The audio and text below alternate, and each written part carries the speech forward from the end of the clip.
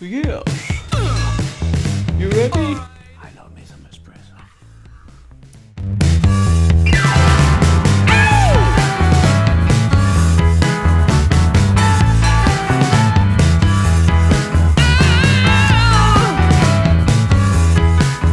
Bonsoir, je m'appelle Robert Vendetta. My name is Robert Vendetta.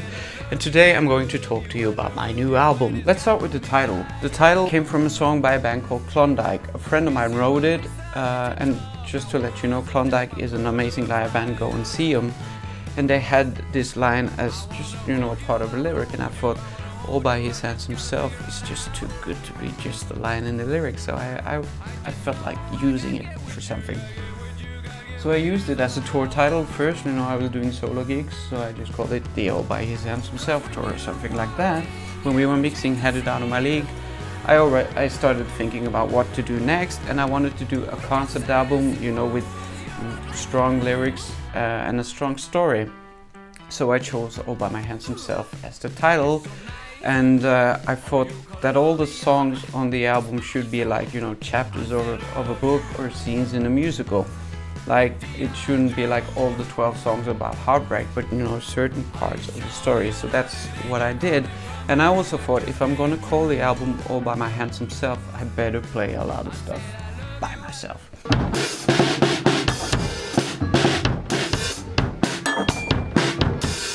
The drums, I don't play the drums because I'm not good enough on the drums, so I let Andy play the drums, and he's amazing.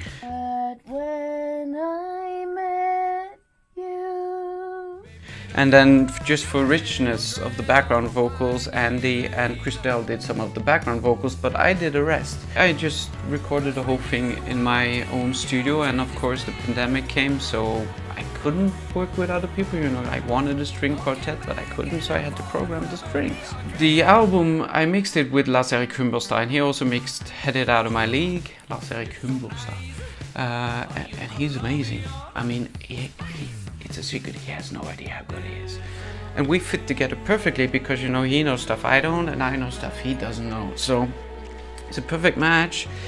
And I recorded the vocals in his studio, and then I mastered it at Propeller with, I told him exactly what I wanted, and I got exactly what I wanted, which is a sound full of energy. It's raw, it goes to 11, and I love the sound of this album. It's an important part of the retro pop sound because it's supposed to sound like something that was written in the 70s but was produced today. Now I'm all by my handsome self. It's time as I caring for myself. The first song on the album is called An Overture because it's kind of like a trailer or a teaser to what the entire album is about, and that's All By My Handsome Self, and it tells the story like this. I heard you got married, 'cause that means you played me.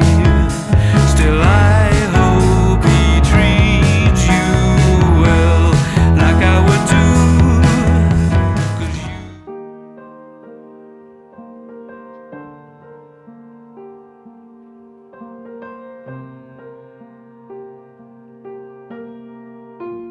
Now the second song is like the album has two parts, the happy part and then the sad part. So I wanted to divide those with piano pieces. So the first piano piece is kind of light, and I actually wrote it on Christmas Eve one year, like, 10, 12 years ago, and it was raining when I wrote it.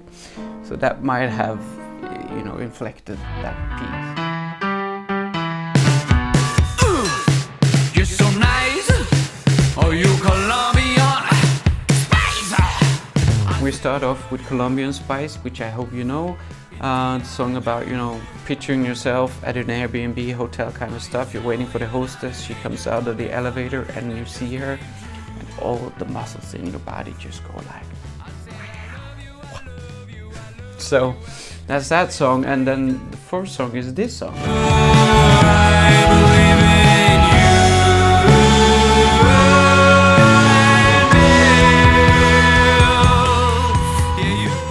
Called Date Me. So I guess the lyrical content is kind of obvious. It starts out kind of like a Nick Lowe-ish song. I'm a big fan of Nick Lowe, and then I ended up doing some gospel kind of stuff, as good as I can do at the end of the song. You can dance my night away.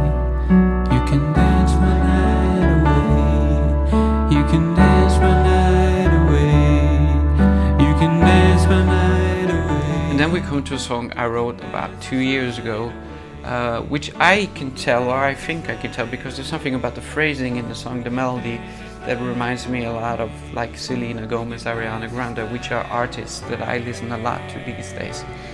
And the song is basically about, I used to dance alone, and I was getting acquainted with that feeling. It was okay to be alone, and then you came, and now I have somebody to dance with. I'll see you in May. I'll see you in May. I'll see you in May. I'll see you in May. Now after that, you know, I was talking about chapters, and I thought, what does he do next? He's in Norway or whatever country, and she's in Cancun. Well, I have to fly to Cancun. So I wrote a song about that called In May. And I think it's the most retro song I've ever recorded. I got to say, heavily influenced by the bass line Jerry Sheff plays on Burning Love by Elvis. And it's kind of like a T-Rex song, I guess.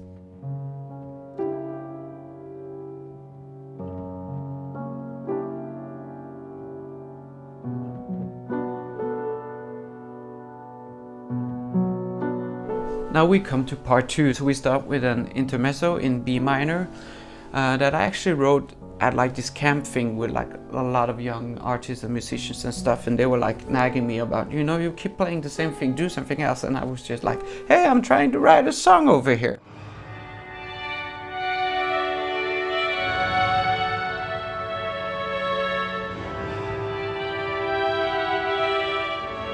And then comes Need to Know, which is another new song I wrote a couple of years ago with the same kind of melody phrasing. And it's basically, what happened? Where are you? How are you doing? I need to know.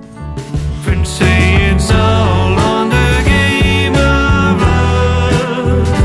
Blame it all on the game of love. It's all on. Then comes Cold Tonight, which I think is kind of like, I call it plastic soul. It's the closest thing I'll ever get to soul, I guess. And it's quite obvious in this song that they have been in contact during, you know, with social media, being WhatsApp or Facebook or whatever, and she's blocked him or is ghosting him, and now he just wants her to call.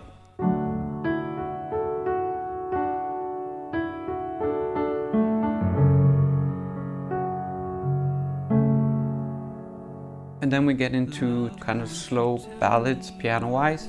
The first one being Over Water, which is one of the songs I wrote in 5 minutes, and it still has the same like melody, kind of phrasing thing. And it's basically about, you know, this is the sad part of the story.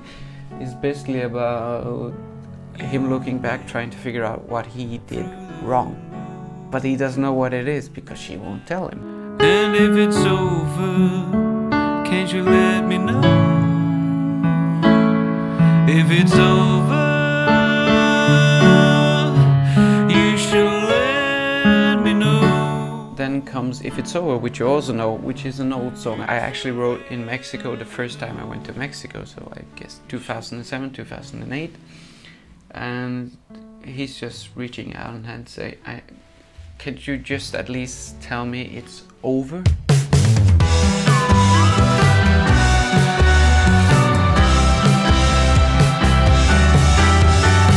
We end up at the final, which is Without You, the only song on the album I didn't write. It's a song by Anders Stray, or I Am Stray as an artist, and his version is a ballad, and I wanted to, you know, pump it up a bit. I did kind of like a Bowie version, like something that I thought would come out of one of his 2 last albums, because I felt there was kind of like this desperation in this song. And it's basically about a friend reaching out his hand and saying, you know, I know life's terrible right now and you probably don't want to talk about it, but if you do, I'm here for you. So that's kind of like the story of the album. I just used 1 year on this, but I've been planning it for several years, so I do hope you like it. Yeah, I'm proud of it. I think it sounds good, and I hope I achieved my goal by making like kind of like a story from one song to the other, so there's like this story that goes through the whole album. So tell me what you think in the comments below. Listen to whatever